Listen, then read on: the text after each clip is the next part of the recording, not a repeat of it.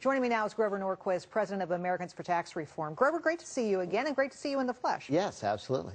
All right, well, let's talk a little bit first about Obama's deficit plan. We're just getting a few details out. I want to show viewers what we're talking about here. Cuts to Medicare and Medicaid, the president's talking about, changes to Social Security, tax increases for those earning more than $250,000 a year, and changes to the tax code that benefit the wealthy. Do we have that right? Yeah, okay. Sorry. That surprised me. So when you look at that, Can you provide us with any insight about what you're expecting the plan, any more detail? Okay. This is all in reaction to what Paul Ryan and the Republicans did last year in coming up with a real plan that reduces spending $6 trillion from Obama's original budget. The Obama people did a budget. They put it out there. This is Obama budget 2.0. This is Obama budget after getting whacked in the negotiations last Friday, where people cut, back $40 billion. And if they had to give that up, they're now going to go up against Paul Ryan's $6 trillion in reduction with nothing in their hand. So this is cobbled together. Who knows what's in it? It doesn't mean anything. It's just out there so that they don't stand there with nothing in their hands. But at the end of the day, I mean, it's from the president. Pay attention to it. And certainly he's going to have some kind of cuts in the plan because he's sort of been forced into it.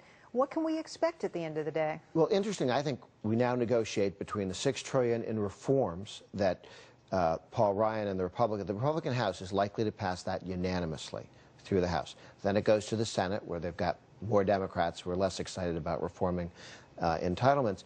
But if Obama puts $1 trillion of savings on the table, the negotiation is now between $1 and $6 trillion.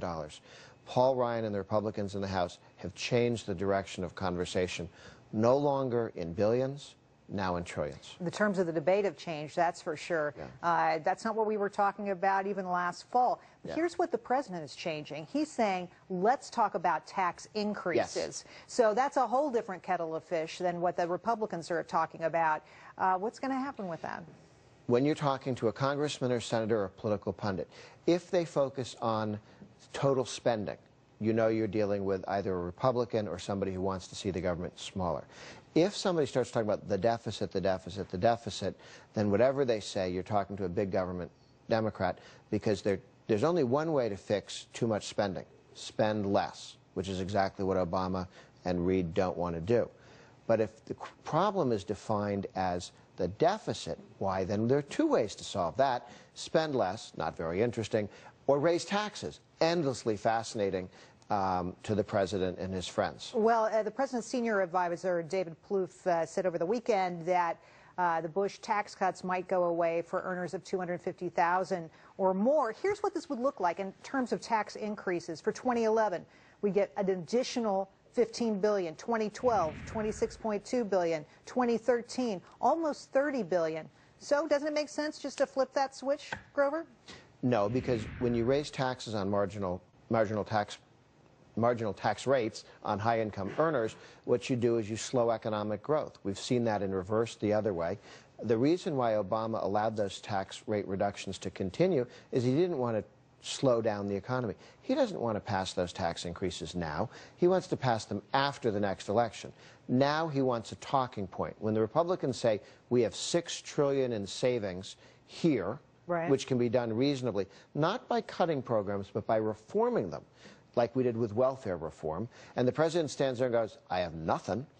That sounds That's not a position to be in, is it? So he's going to cobble together a bunch of numbers that mean nothing, and they'll just be slashing. No reform. All right, but here's the big question. We saw what happened with this last budget negotiation we had last week. We went to the middle of the night Friday night. We almost didn't get it. It was down to the wire. Anything could happen. Now we're talking about an entire year's budget. What's more, there's the issue of the debt ceiling to deal with. Do you think they're going to be able to come to agreement before that May deadline? I don't know. The Republicans are insisting that there be some reforms in addition to giving the president more authority to borrow. Perhaps the Nunes legislation, Southern California Republican Nunes, his legislation would say to states and local governments, if you want to borrow more money, you have to have transparent the costs of your pensions. Now, that should be the law now, but it's not. So that's a very reasonable reform. a stack of those could come across very reasonable, could be things Obama could actually sign, and yet would have dramatic changes over the next 50 years to protect taxpayers. So I think you're likely to see reforms along those lines attached to the debt ceiling, which unfortunately will then eventually pass, and they'll borrow more money. Well, it's going to be an interesting debate. We're going to have to talk to you again about this. Appreciate your time today, Grover. Absolutely.